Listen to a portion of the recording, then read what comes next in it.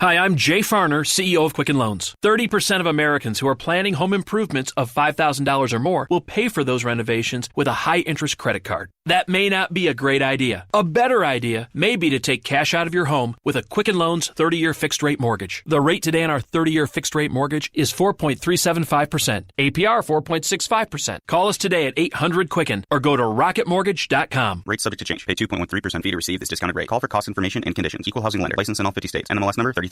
This is a download from BFM 89.9, the business station. This is the TED Radio Hour. Each week, groundbreaking TED Talks. TED Talks. TED. Technology. Entertainment. Design. Is that really what it stands for? I've never known that. Delivered at TED conferences around the world. It's the gift of the human imagination. We've had to believe in impossible things. The true nature of reality beckons from just beyond. Those talks, those ideas, adapted for radio. From NPR. I'm Guy Raz. Coming up. I had no idea I was funny, and it turned out I'm hysterical. What comedy gave me was this tangible sense of hope. Comedy is like the best tool for that. It just opens people up. When we laugh out loud, maybe it encourages us to keep going and not just sit at home and think, I'm not coming out till this is over. This episode, painfully funny. First, this news.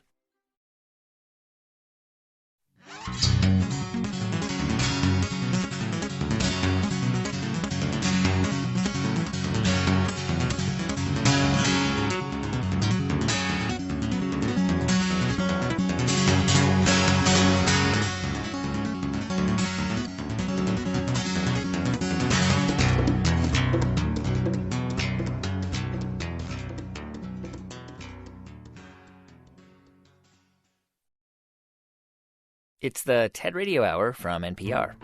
Hello. Sandy, this is Guy Raz. Hello, I'm the Guy. presenter How are you? of the program. And this is Sandy Toksvig, and she's a comedian. San Franciscan people, they love to talk about their feelings, don't they? Yeah. I learned not to ask the waitress at the breakfast how she was, because she would tell me. When a British person says, how are you, they don't want to know. It's awkward. And intrusive, right? Yeah. Yes. Oh, I don't want to know. I can't deal with it.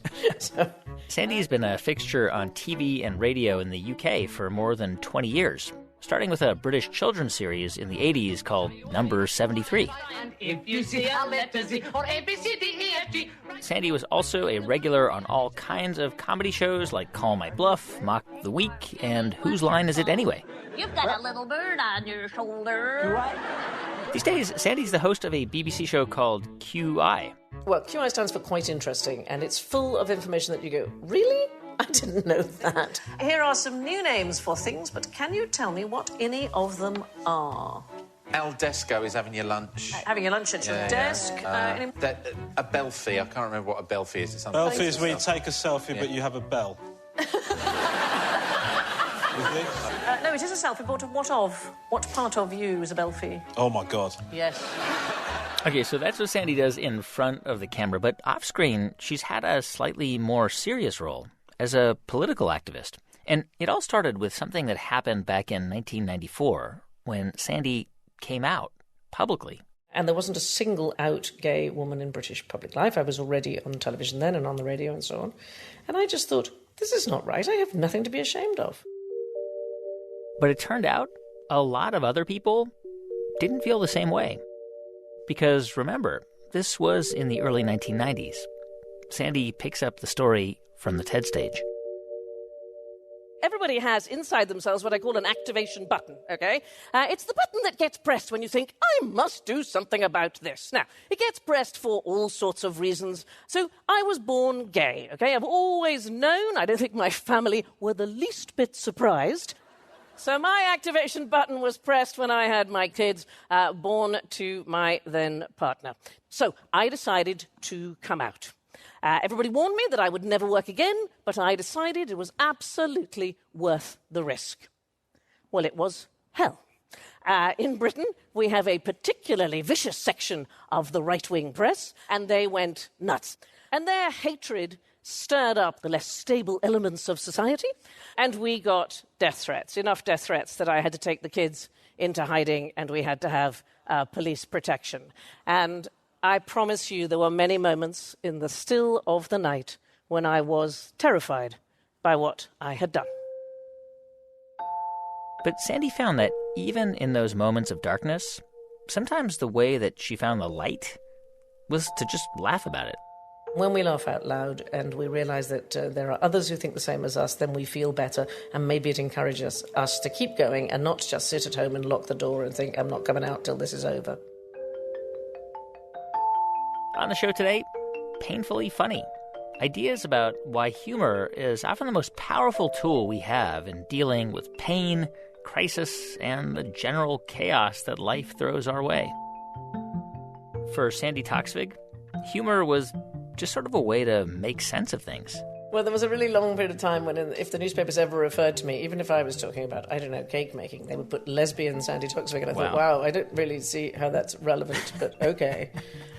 You become the go-to spokesperson. Although, again, we talked about British feelings for a very long period of time. Nobody really wanted to talk about it. They were so horrified that I had been so upfront about it. So, in a way, I sort of wasn't asked any questions at all, because they were appalled that somebody was not only out, had children, and all the children seemed to have, just one head each and to be perfectly happy. It was a mystery to them all. I have to tell you that my kids had a most marvellous time having two mums. When my daughter was at university, she got flu, and both mums rushed to be with her. And we were both looking after her and making soup and tidying up, and one of her friends came in and went, "Two mums, not fair." Because it was just way better. Did it have a negative effect on your career at all for any period of time? Sure. I lost work for sure, and was told that I couldn't possibly host certain shows, and that it wouldn't be appropriate. I wonder whether, you described what happened after you came out, and this long period of fear, and obviously it must have been quite painful to endure that. How were you able to withstand it? It was tough. If you get death threats, trust me, it's not fun. But you have to stand for the things that you believe in. You have to stay strong inside. And I don't know how else you do it. I love I bought a T-shirt when I was last in America that said, "I stand on the right side of history." And you have to believe that. I genuinely believe that equality for everybody is better for the whole of society. So after coming out and then dealing with everything that came with that, Sandy's activation button was pressed again in 2015. This time, for women's rights. We decided to found a brand new political party, because here's the critical thing. The one place women and men are absolutely equal is at the ballot box, okay? Now, we had no idea what we were doing. We didn't know how complicated it was to start a political party. I thought, it can't be that difficult. Men have been doing it for years. So we started by calling it the Women's Equality Party, okay? And straight away people said to me, "Why did you call it that?" I said, "I don't know, I just thought we'd be clear." I didn't want what we were doing to be a secret, And then some people said, "You can't call it that, it's much too feminist." Ooh, scary word. I can't tell you how many times I've heard somebody say, "I'm not a feminist, but." And I always think if there's a but in the sentence, it can't all be roses in the garden. And then I started getting asked the hilarious question, "Are you all going to burn your bras?" Yes, because bras are famously made of flammable material. That's why all women spark when they walk. How are you able to react that way? How are you able to joke about things that other people might just pull their hair out and get really angry about and say, "What are you, explode with anger"? Oh, but I think the way to get people to pay attention is to not do that and to not appear like some, raging person who wants to burn their underwear. Because actually, I'm not like that. I'm a perfectly normal, sensible human being who wants to try and make the world a better place. And I'm very interested, and I keep an eye here in the UK, of the big increase in ratings there seems to be on the late-night shows that are using humour as a weapon. in the current political situation. I think that is the way forward, and nothing is more disarming to a critic than you finding them funny. Yeah. How dare you call a party whose aim is to get equality for women the Women's Equality Party? Why didn't you pretend and call it, I don't know, the Pink Handbag Party? What is wrong with you? It's just hilarious. Yeah. And also, life is full of things that we believe to be true which are not true. No woman ever burnt her bra in the 60s. It was made up by a journalist. Yeah, I even looked it up on the internet, and I could not find anything about it. No, what happened was... I don't know how old you are, my darling. I'm sure you're young as anything. But there was a time when Vietnam people who didn't want to go and serve in the Vietnam War burnt their draft cards. Yeah. And that idea was conflated with the protests that were held at the Miss America contest. They did crown a sheep Miss America, which is funny, but nobody seems to remember that part. That I would have liked to have seen. I mean, this is the thing. Like, I suspect that you don't sit around and consciously think, I am going to use humor to advance my ideas, but it's just sort of your temperament. Is that right? Yes, it is, absolutely. And I think you have to keep smiling. Lots of bad things happen in the world. Lots and lots of bad things. I wake up every day and I think, really, this is happening now? It is so heartbreaking and so appalling that the only thing I think you can do is you have to start combating it. With activism, but also with remembering that we're human beings and we have a sense of humour. I don't see any other way forward, frankly, because if you just sat and thought about those things, you would just sob all day long. Nowhere in the world, for example, do women have equal representation in positions of power. Okay, let's take a very quick look at the top 100 companies in the London Stock Exchange in 2016. Top 100 companies. How many women running them? 7. Okay, 7, that's all right, I suppose, until you realise that 17 are run by men called John.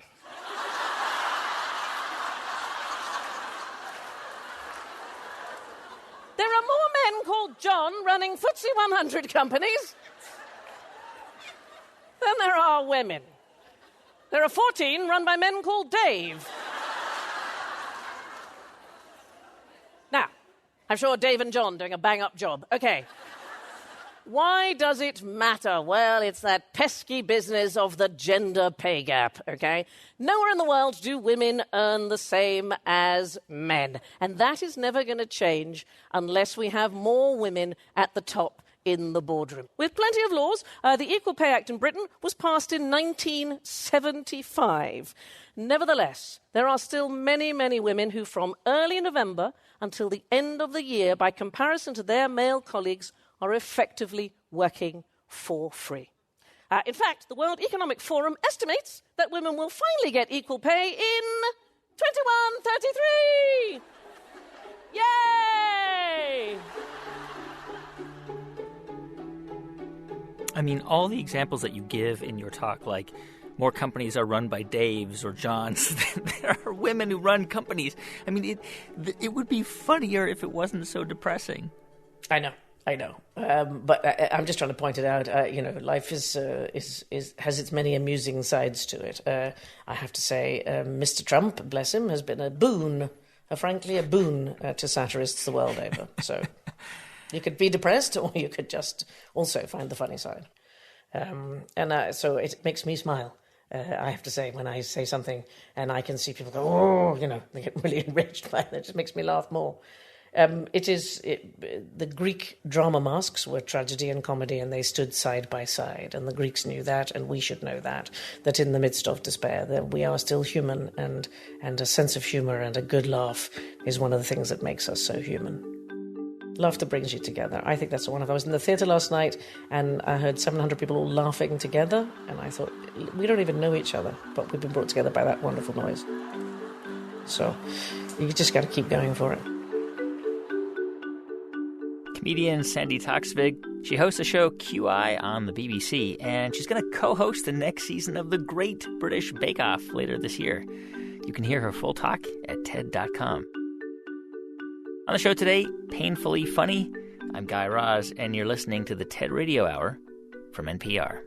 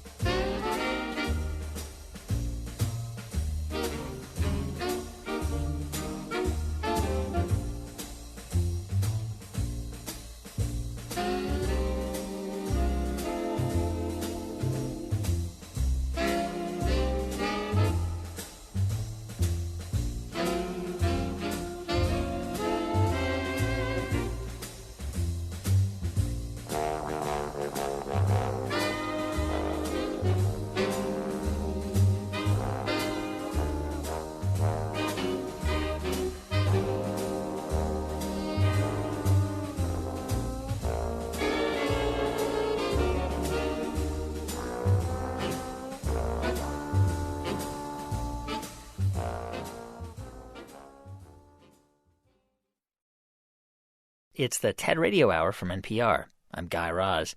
And on the show today, painfully funny. Ideas about how humor can make uncomfortable things a little easier to deal with.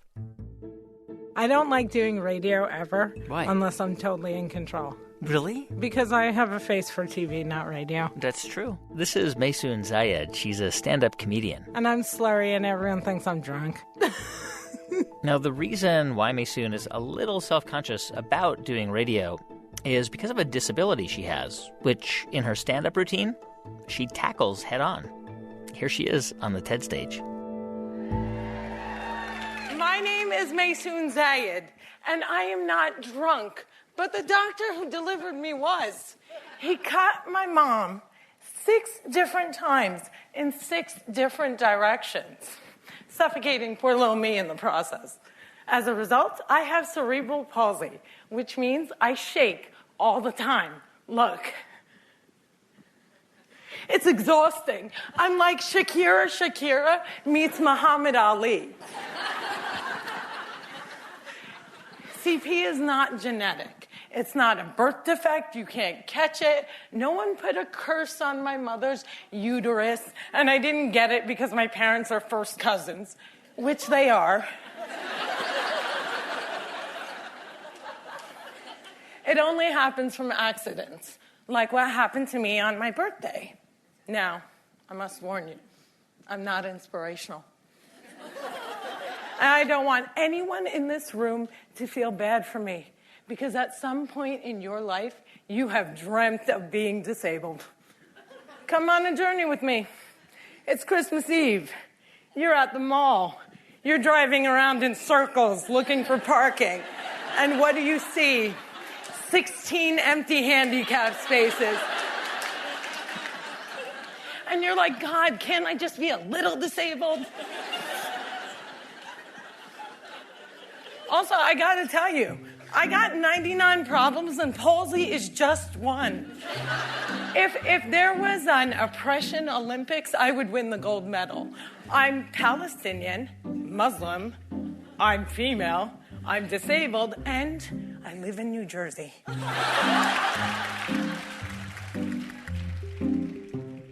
I remember when I was in San Francisco, I remember watching your talk in the audience and... Oh, you saw it live? Uh-huh, yeah. Oh, that's so cool. So when you came out and you started to talk, the audience was like kind of uncomfortable, right? Because you were talking about how you shake like Shakira.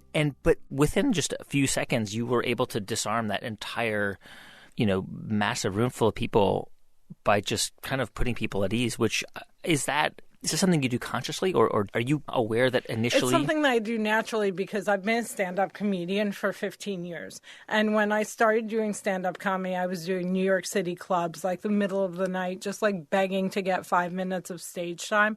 And I didn't have time for audiences to be shy or uncomfortable with me. So it's just part of who I am as a comedian is that I get out there, I get the fact that I have a disability out of the way, and then I move on. And I think because I move on in a strong, funny, relatable way, people are able to move on with me.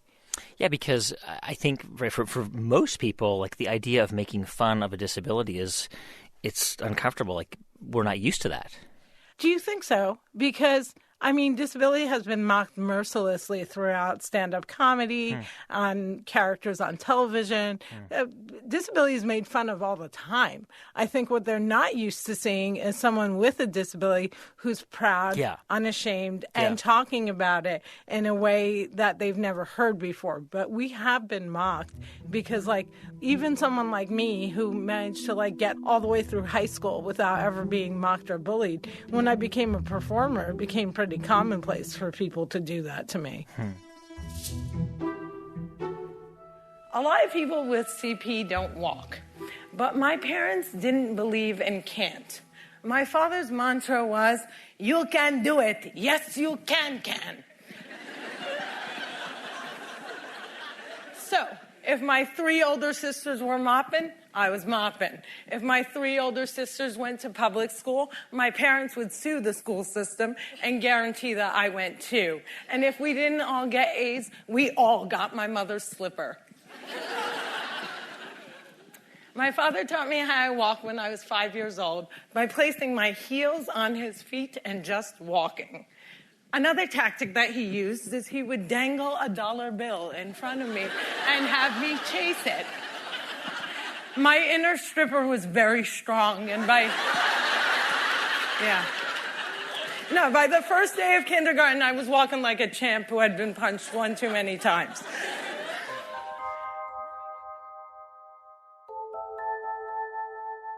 So when you were a kid, I mean, first of all, you described, like, up until the age of 5, you weren't able to walk, right?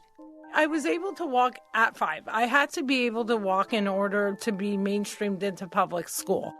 And my father worked day and night to teach me how to walk.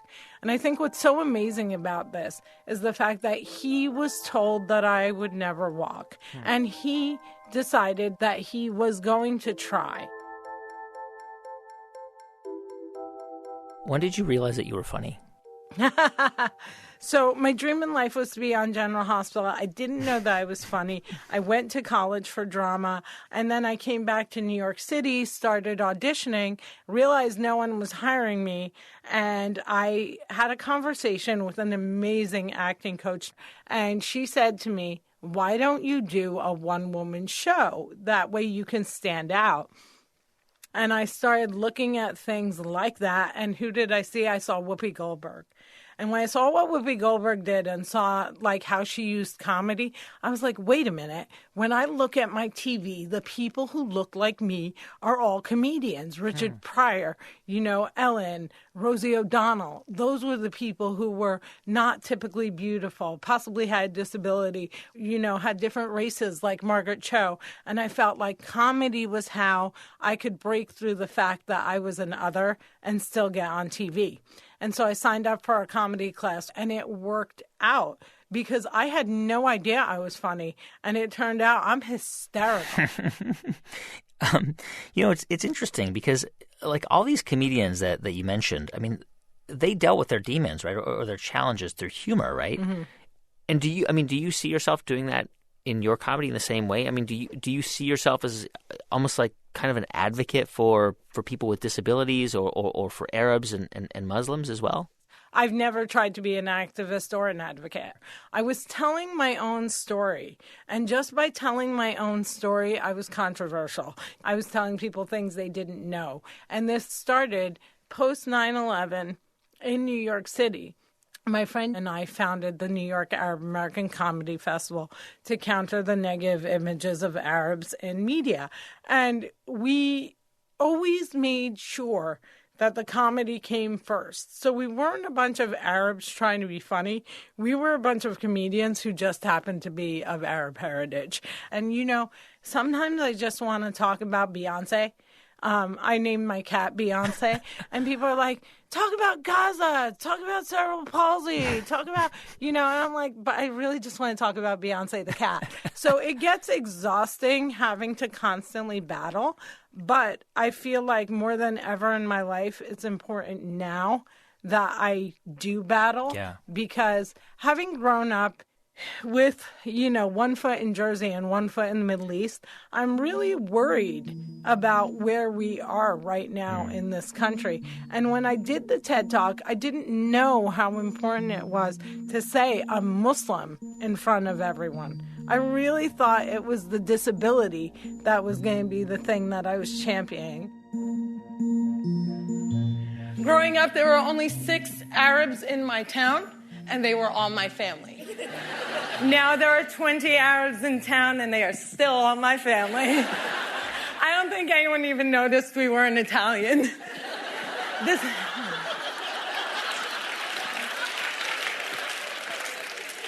was before 9/11 and before politicians thought it was appropriate to use "I hate Muslims" as a campaign slogan. The people that I grew up with had no problem with my faith. They did, however, seem very concerned that I would starve to death during Ramadan. I would explain to them that I have enough fat to live off of for 3 whole months, so fasting from sunrise to sunset is a piece of cake. I spent my summers in a war zone because my parents were afraid that if we didn't go back to Palestine every single summer, we'd grow up to be Madonna.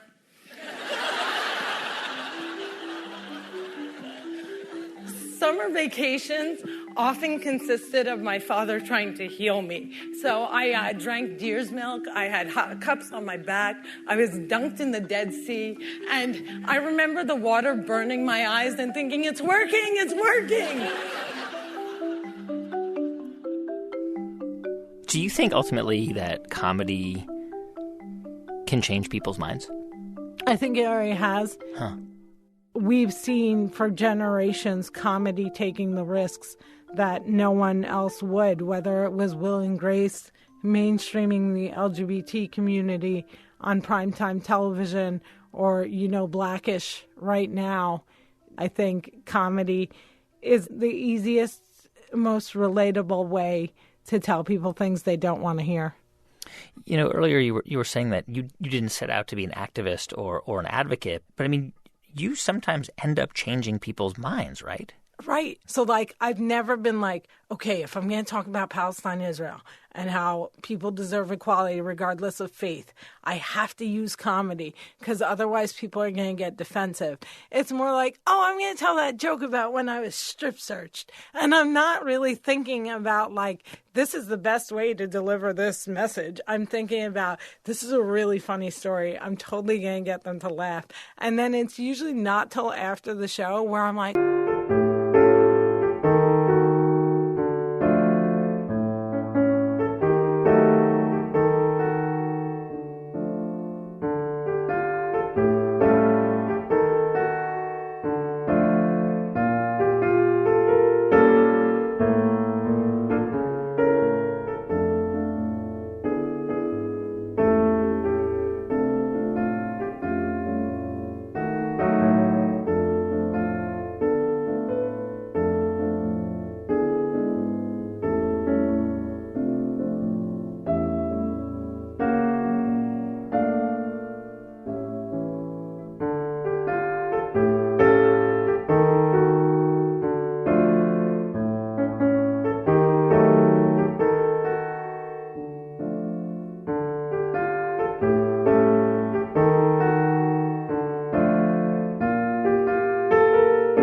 oh my God, someone just came up to me and said they didn't know that Palestinians were people. They thought it was the name of a terror group. And it's it's always afterwards that I realize I've shaken someone's ground.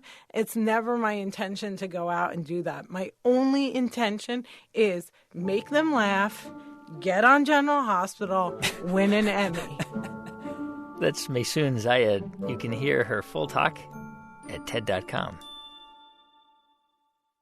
Okay, so Maysoon was just saying that she's not a comedian and an activist, but you basically use comedy as, your form of activism. Yes. Comedy is, the best tool for that. It just opens people up. And what makes comedy so effective is that if you're making them laugh along the way, they're going to listen to the deeper cut stuff. This is Negin Farsad, also a stand-up comic. Negin's the daughter of Iranian immigrants, and as a kid, her parents would regale her with stories about life during the Iran-Iraq War, specifically the unusual way they got through bombing raids.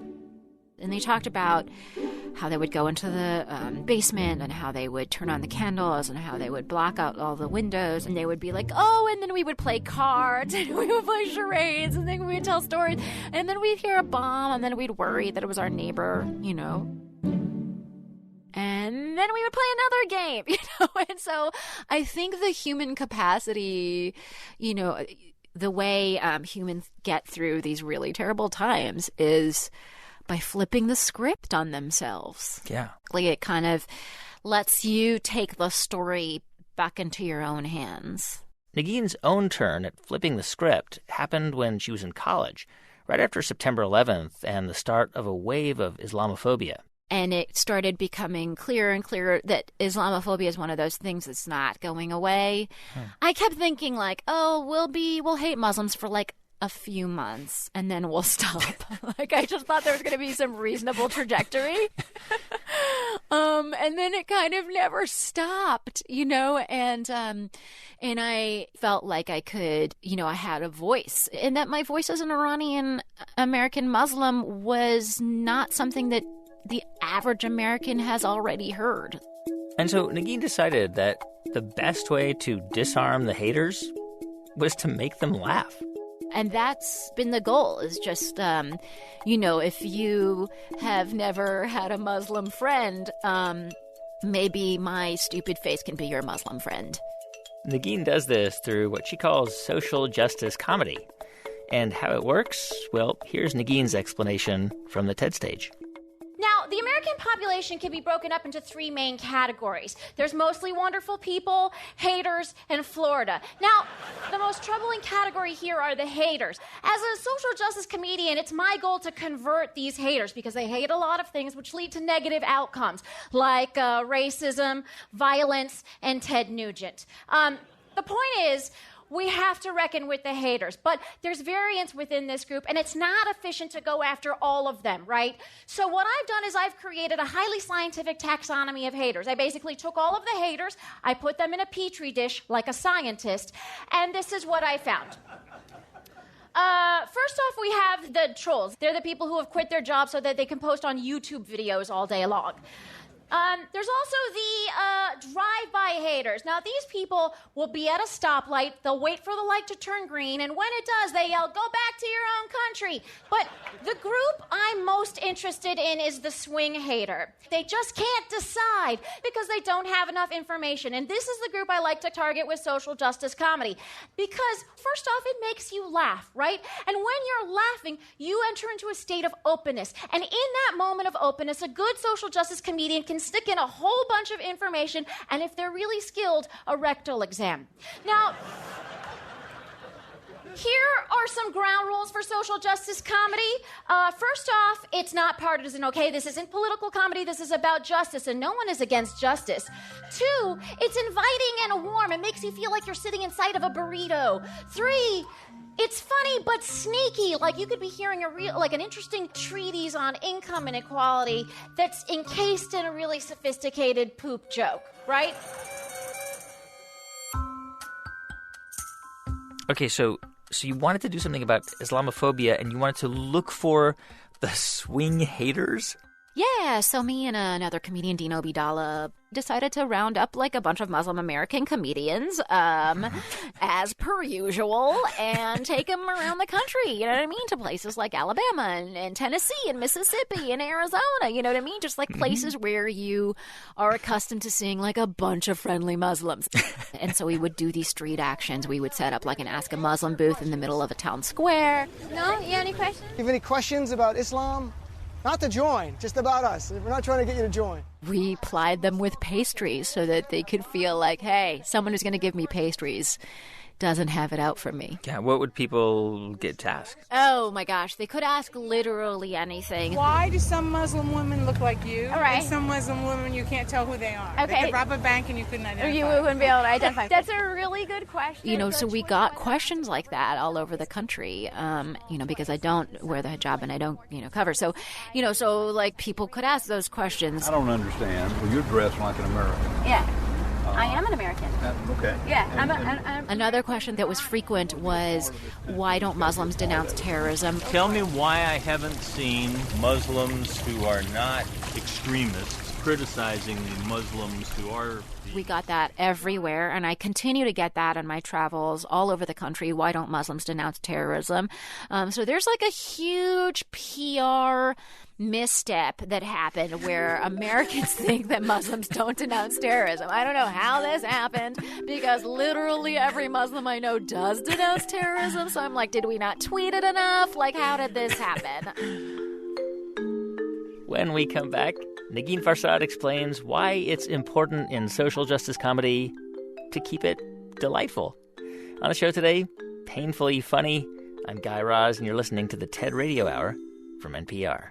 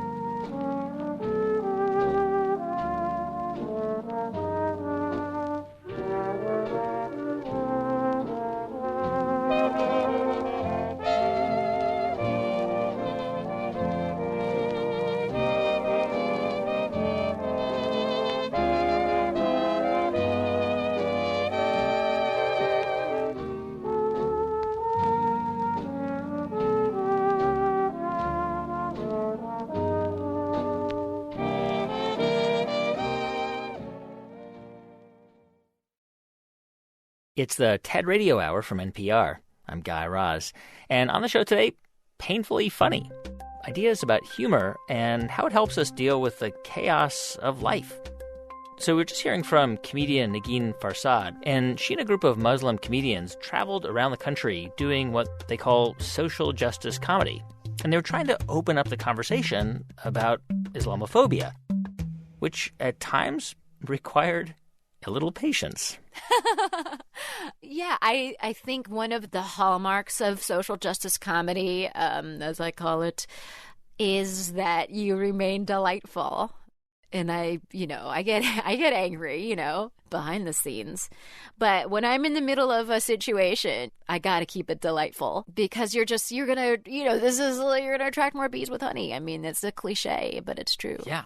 And what we need to do is remember that being around people and laughing with them is a joint shared experience, like a group mind that's engaged in something kind of like fun, and the negativity kind of gets swept away. So that trip Negin took with the other comedians, they turned it into a movie called The Muslims Are Coming. And not too long after it came out, something happened back in New York, a place where Negin usually felt welcomed and accepted. A known hate group spent $300,000 on an anti-Muslim poster campaign with the MTA, that's the New York City subway system. Now, the posters were truly offensive, not to mention poorly designed. I mean, if you're going to be bigoted, you might as well use a better font. But we decided, why not launch our own poster campaign, right, that says nice things about Muslims. So myself and fellow comedian Dean Obidala decided to launch the Fighting Bigotry with Delightful Posters campaign. We raised the money, worked with the MTA for over 5 months, got the posters approved, and then 2 days after they were supposed to go up, the MTA decided to ban the posters, citing political content. Let's take a look at a couple of those posters. Here's one. Fact, grown-up Muslims can do more push-ups than baby Muslims. Let's take a look at another one. The ugly truth about Muslims. They have great frittata recipes. Now, clearly, frittatas are considered political by the MTA. Either that, or the mere mention of Muslims in a positive light was considered political, but it isn't. It's about justice. So we decided to change our Fighting Bigotry with Delightful Posters campaign and turn it into the Fighting Bigotry with a Delightful Lawsuit campaign. So basically what I'm saying is a couple of dirtbag comedians took on a major New York City agency, and the comedians won. Yeah, thank you. Victory was a very weird feeling. I was like, is this what blonde girls feel like all the time? Because this is amazing. All right. Most of my work is meant to be fun. It's meant to generate a connection and laughter. But yes, sometimes I get mean tweets and hate mail. Sometimes I get voicemails saying that if I continue telling my jokes, they'll kill me and they'll kill my family. And those death threats are definitely not funny. But despite the occasional danger, I still think that social justice comedy is one of our best weapons. So you talk a lot about using comedy as a tool, and there's a great moment in the film, I think you're in Birmingham, Alabama, and it was pretty successful. Yeah, so, I mean, one of our stops was in Birmingham, Alabama, where we, set up a table called Name That Religion. We're going to read a quote, and you're going to tell us if it was Old Testament, New Testament, or the Quran. If you guessed right, you got one of our, ridiculous prizes, like an outdated calendar. I see you salivating already, and yes, these are salt and pepper shakers. But also, chocolate and stuff like that. Which holy book stipulates that a girl who does not bleed on her wedding night should be stoned to death? The Quran. I'll say Quran. It is the Old Testament! Deuteronomy! People guessed wrong because they just assumed everything that was violent came from the Quran. Mary said, "My Lord, how can I have a son when no man has touched me?" Let's say Old Testament.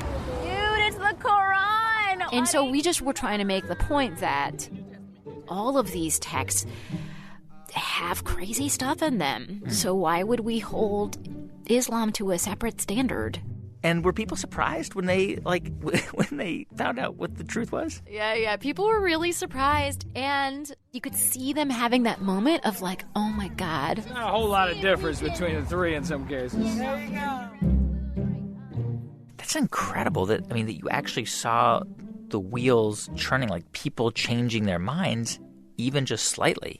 Absolutely. And that's one of the things that, like, I have performed in red states and blue states. And one thing that I found all over the country is that American people are not built to hate. You know what I mean? They actually want to be friendly, and they want to offer you a coffee, and they want to open the door for you, and they want to be good neighbors. And the one thing I've always found, and I've said this before, and it's so dorky, but it's true, is that if you approach people with love, you're going to get love in return. And that's what I found as a Muslim, doing very publicly Muslim things, performing on stages throughout the country. That's what I found.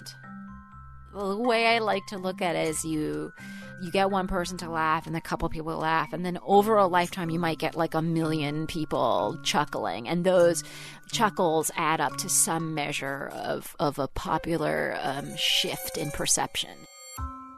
And that is social change. But it takes time, and it takes like millions of these chuckles. Comedian Negin Farsad. She's the author of How to Make White People Laugh, and she also hosts a podcast called Fake the Nation.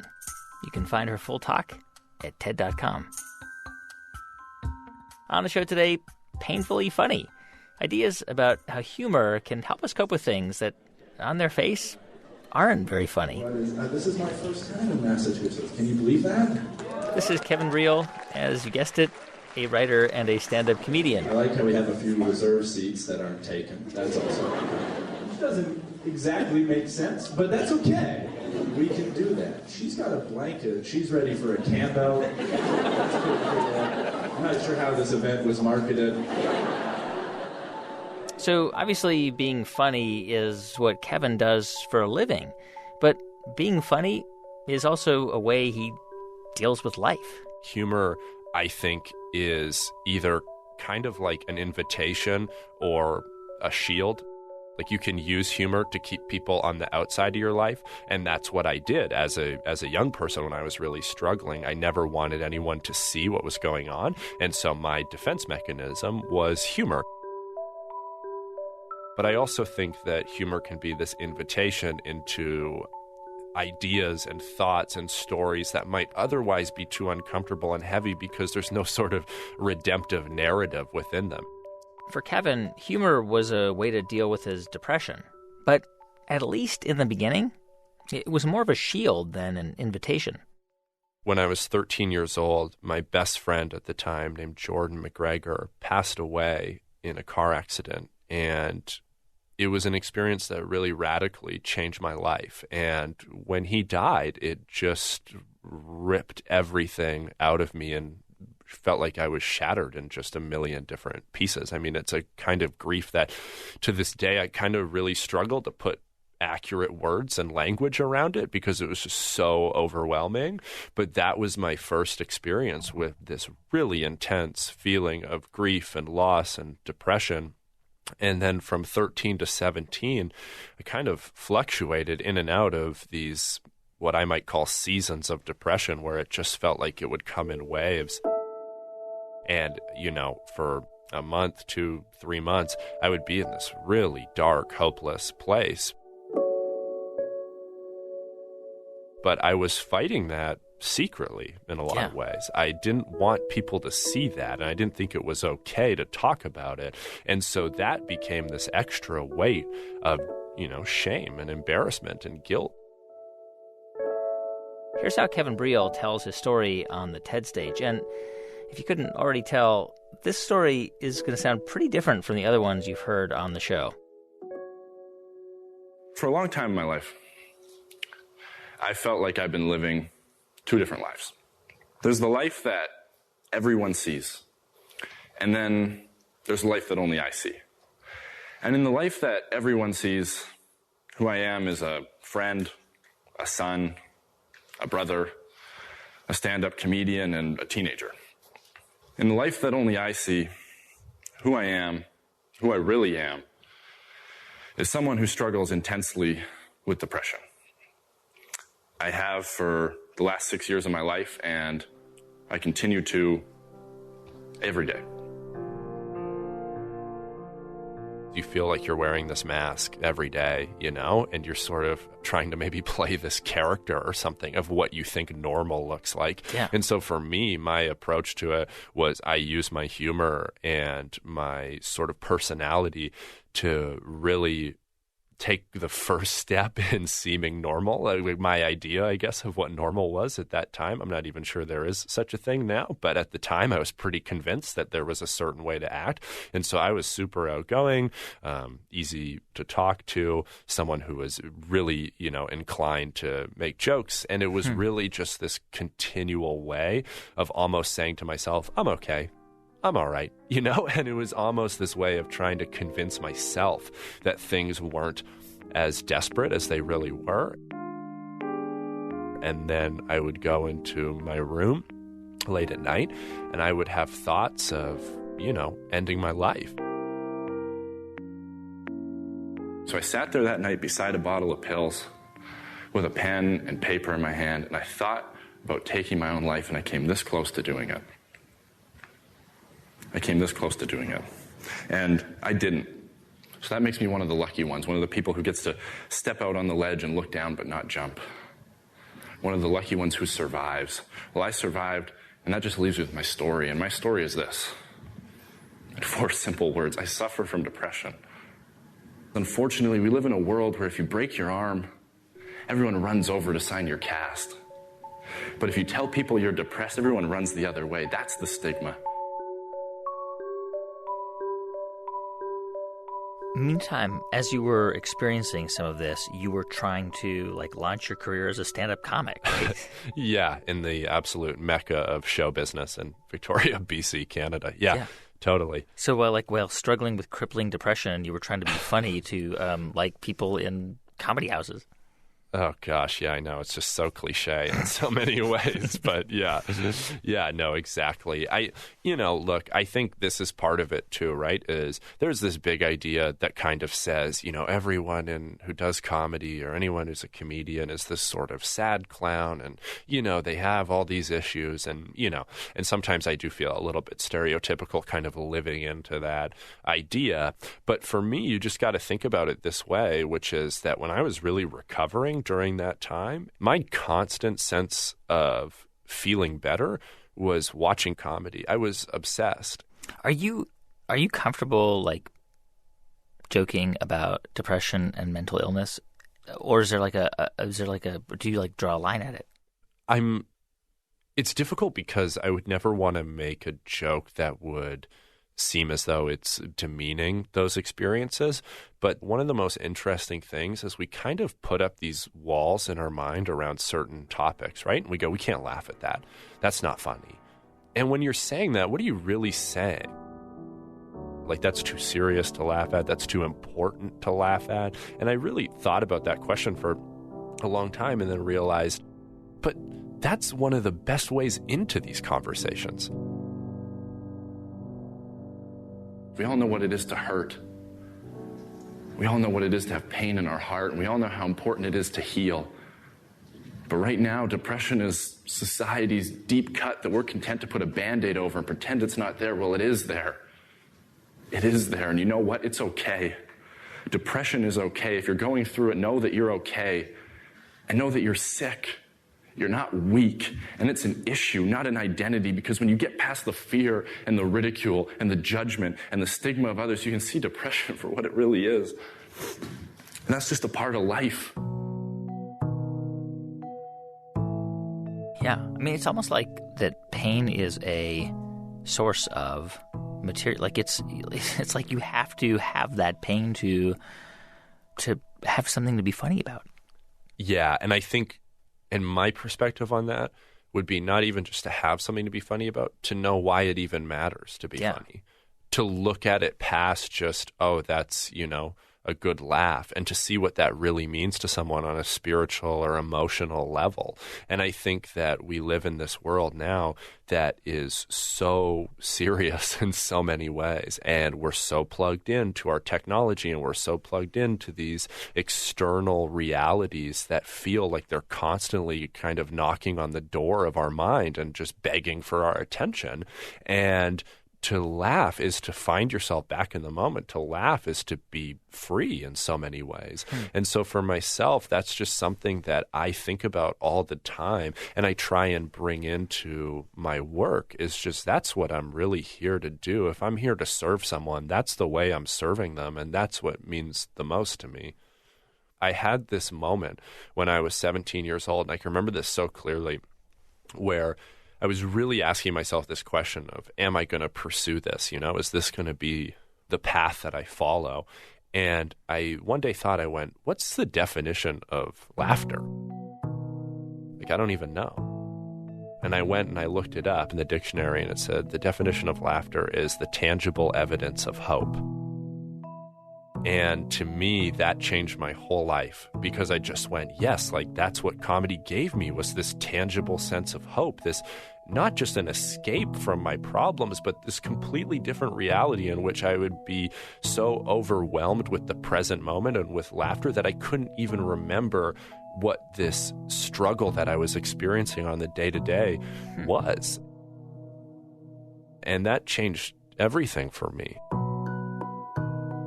Kevin Briel, he's a comedian and author of the book Boy Meets Depression. You can see his entire talk at TED.com.